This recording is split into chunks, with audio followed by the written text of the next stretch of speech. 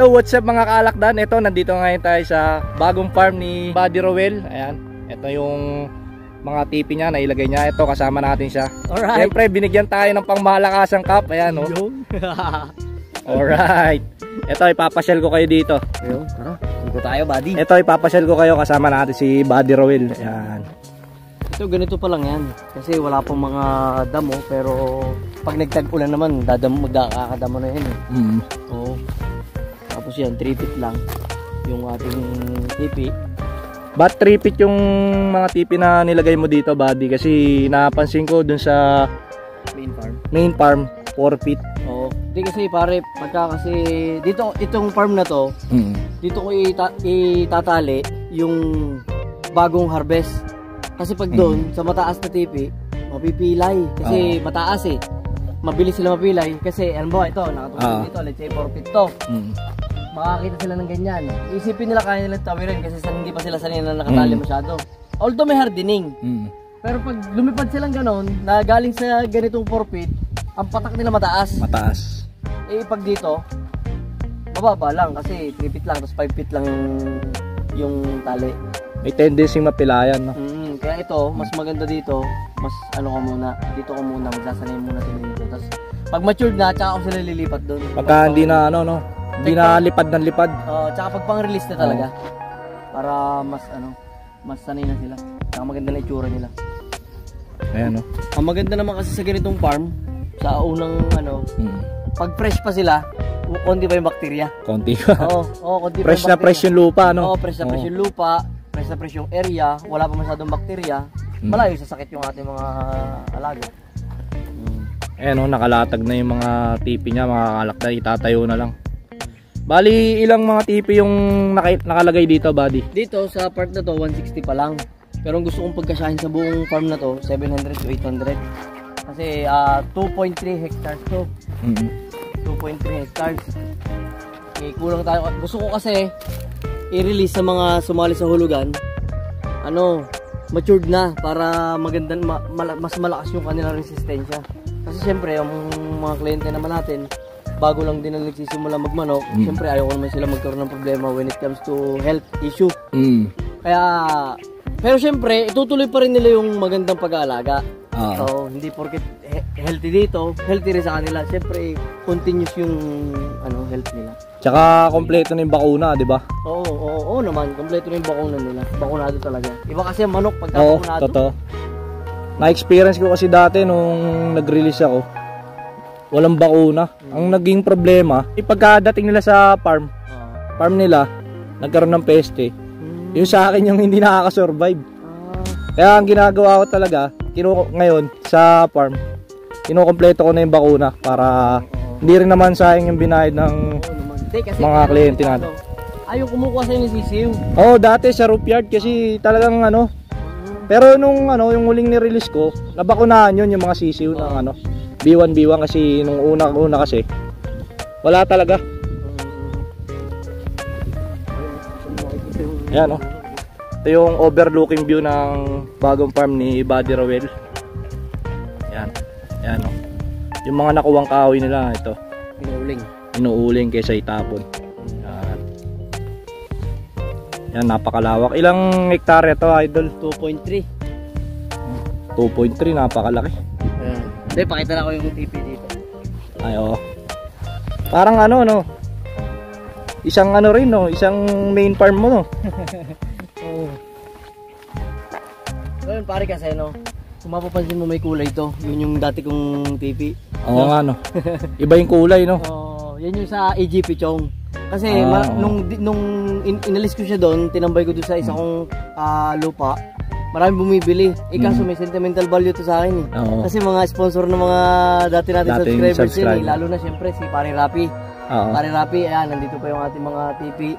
Ayan, kaya iniingatan natin at siya yung ilalagay natin dito sa area. Para naman makikita pa rin natin yung datihan natin tipi. Ayan, kaya salamat po sa inyo, hindi lang kay Pare Rapi, sa lahat po na nag-sponsor nitong TV. Ayan, buong puso po ako nagpapasalamat, kasama po kayo sa kung ano man yung meron ng Pinas ngayon. Isa po kayo sa fuel ko. Maraming salamat. Baga lumilingon pa rin tayo sa ano natin. Although kaya Although mas maganda kasi tignan kapag ka-uniform yung bago. Kaso syempre, may sentimental value. May sentimental value yan. Di ba? Kaya hindi natin pwedeng i-out yan sa iba. Si Boss Rapi din gusto rin sana mag-sponsor sana ng TV nung nasa roof yard tayo. Kaso, wala naman tayong farm. Miski isang TV, di kakasya.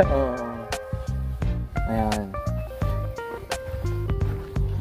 Kaya nung nagka-farm tayo, syempre tinuloy niya pa rin yung pinangako niya. Ayan, kaya todo pasalamat tayo. Malaking bagay din yung 30 pirasong TV na binigay niya sa atin. Ito mga kaalakdan, sigurado to, na-imagine ko tong farm na to pagka yung sale ni Buddy Roel. Dito tayo magtatakbo, paunahan. Walang din ako ng pang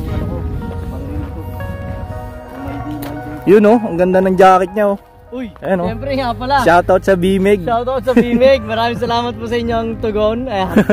Napakabilis at napakatindi. Hindi kasi yun talaga gusto kong indoor, syempre yung ginagamit natin. Although maraming nagsasabi po na ibang kumpanya na baka pwedeng i-consider sila. Pwede naman po i-consider kaso ayoko i-gamble Doon na tayo nasanay Kasi maraming breed tayo ngayon. So kung magpapalit pa tayo ng feeds, di ba? At para subukan kung alam ko naman na effective din naman yun. Maganda rin naman talaga yung feeds ng ibang kumpanya. Kaso lang talaga, ayoko isa lang alang yung sisiyo po natin. Kaya inintay ko po talaga yung BMEG Integra na ma-recognize sa nas. Maraming salamat po sa inyo. Ayan, pakita natin sa likod. Alright. Ayan. Alright. Shoutout sa BMEG, yan. Baka naman, pati si Alakdan. Oo naman. Yan Ito mga kaalakdan, napakaluwag. Yan. Imagine niyo pagka naging green na to. Ang lamig tignan. Yan. Ganyang kalawak ang pangarap ni Pinas. Yan. Kung kinabong Pinas, syempre kakayanin din natin. Kaya pag nangarap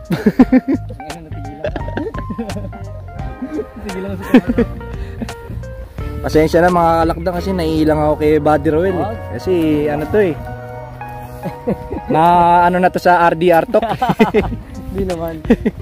Hindi kasi dun nga tuloy ko yung pangarap. Pag nangarap ka, todo mo, sagad mo.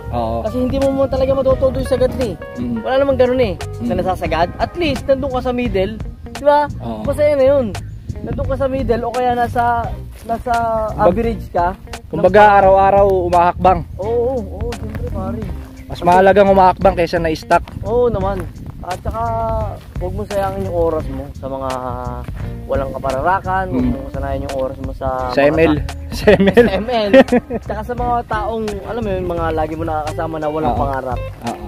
No? So magkaroon ka ng pangarap para pagka meron ka ng at least umadjust ka sa dati mong ikaw, sila naman yung hihilahin mo. Hindi ko sinasabing iwan mo kung sino mga kasama mo. Pansamantala lang, detach ka muna kung alam mo namang hindi nakakatulong sa yung mga nakasama mong kaibigan mo. Pwede mo silang kaibigan pa rin, pero galawan mo muna. Tapos kapag medyo naka-adjust ka na, di tsaka mo sila balikan para isama sa mga plano mo, di ba? Oo. Ayun. Pero mas maganda kung tulad nyo, ikaw pare, si DC, si Ninong Art, si Billy, matataas din ang pangarap ng mga yan. So, lagi ko nakikita, magkakasama kayo, goods yun. Sa planning, sa sana manatili tayong magkakaibigan. Para solid. At sila Melpi Borga, sila Airwax. Oo naman yun. Kasi ang problema lang kasi sa mga yun, napabukod kasi sa atin Di ba? Oo, nasa malayo sila. Sila Beer the Master. Oo, si Beer the Master nga pala. Si Mergen. Sa usapang vlogging, kung tatanungin mo ako, no? Kung sino talaga yung magaling mag-upload, magaling mag-construct ng video. Master ako.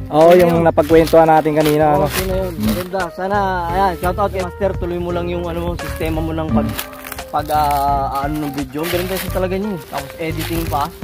No? Mas malupit yung kanyang mga area. So yun mga kaalakdan. Bali, pupunta muna tayo dun sa main farm ni Buddy Roel kasi may gagawin lang kami. Ang init kasi dito. Gabok. Pero solid tong cup. Buddy. Salamat dito. Huwag mong papalbor yan Oo, may sentimental value to. Yan. So mga kalakdan, dito ko natatapusin na ating balag. Kita-kits sa next episode ng Alakdan Game Farm. Alright.